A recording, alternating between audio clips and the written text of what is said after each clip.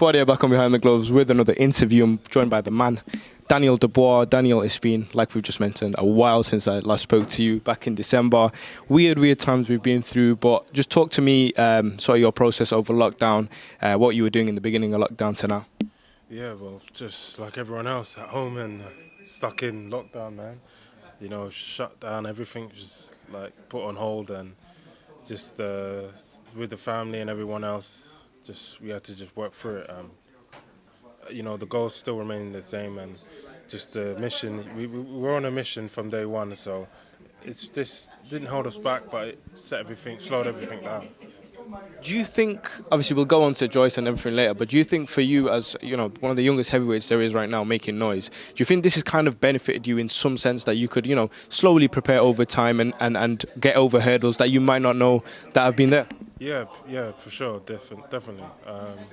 With all this, you know, time on my hands, I'm only 23 now, and I've still got a good few years ahead of me of, you know, great fights and learning fights. So this is just giving me more time in the gym to hone my craft and get sharper.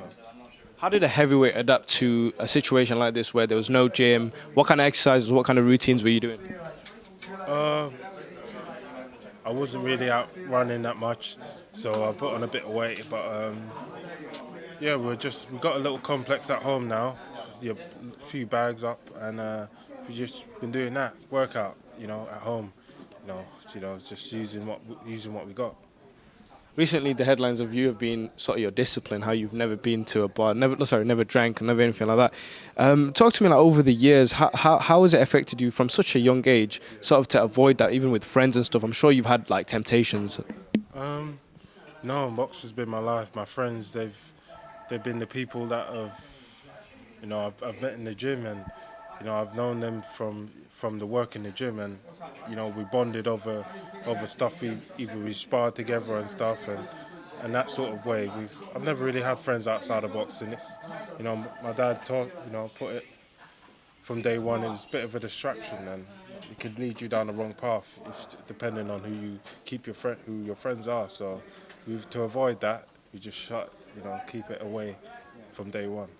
Your circle sort of defines you, doesn't it? In told, if you want to be something, you got to make sure your circle's right. Exactly, it's so important. People, good fighters I've seen just going down the drain over just being dragged into stuff they shouldn't be involved in, and being led astray. And it happens so easily. It's so easy to fail and to become nothing. But to make it is discipline and of the highest level. It's gonna get harder though, as you win more titles, more fame, more recognition. Of course, I remember just before I turned over, someone told me that it only gets harder.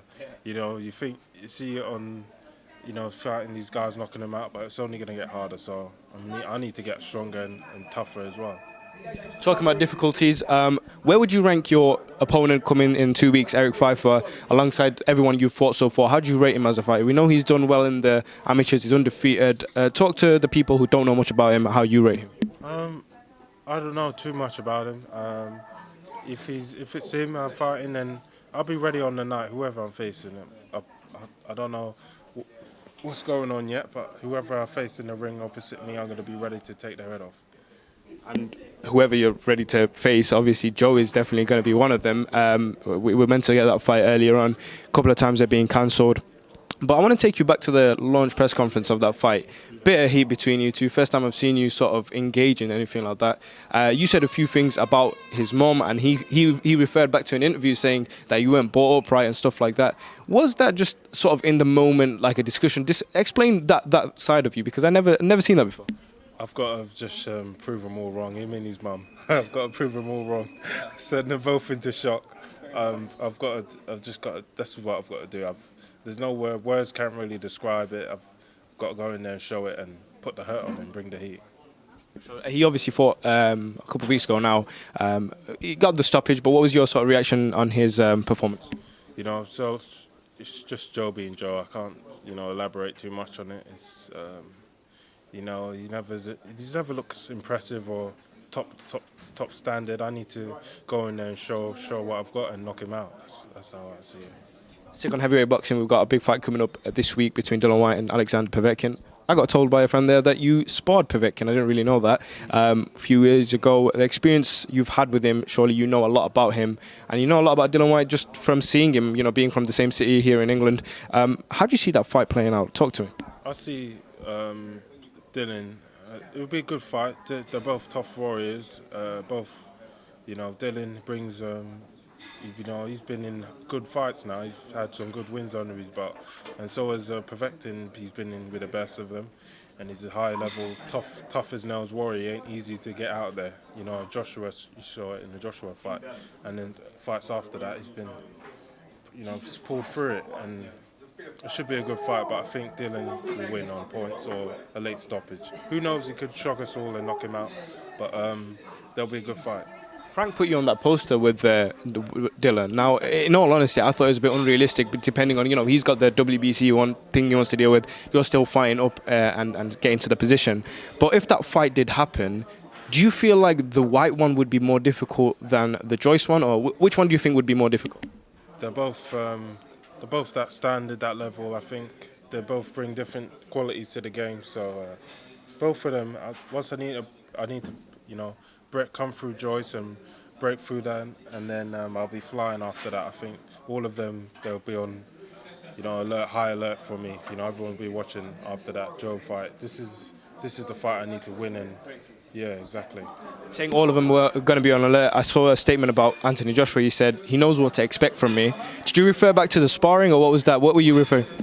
You said on record, you said he knows what to expect from me. Talking about AJ, what is it that he knows what to expect? Oh, yeah, just well, I think everyone's heard about it now. Sparring is sparring. It's happened, and that was a great launch pad for me into the pro game. After that, confidence was flying high, and now I need to just I need a good knockout win now. I need to just launch me off onto the next level. Awesome. I just have one more thing as well. I actually want to ask this from a personal point of view. You're flaring and confident. We've seen it from your pro debut to now, and you've managed that really well because you've not let it overtake you. You've just carried it into the ring, bring it out. Sometimes you don't even show it on camera. You just talk about it and let it be. How do you control that? Because some people, again, like discipline, they can let that overflow them. Of course, it's very easy. Again, you need to. I guess it's the people I'm around, and my dad especially has been a major influence in my life, and the discipline he's shown me has made me want to be disciplined myself, and I try as hard as I can to try and maintain a certain level, a certain standard about how I carry myself. So just that, and the driving force, the family behind me, and it's not just me; it's everyone that's looking after me and helping me come through this. Awesome. Well, I wish you all the best for your upcoming fight, and we'll catch up with you soon. Hey Fight fans, it's Michelle Joy Phelps. If you haven't already subscribed to my YouTube channel, make sure you go ahead and do so by clicking this icon right here and hit the bell button so you can get notified every time we upload a new video. And we also have a free app available on iTunes and Google Play, so make sure you go and download that. Bye Fight fans.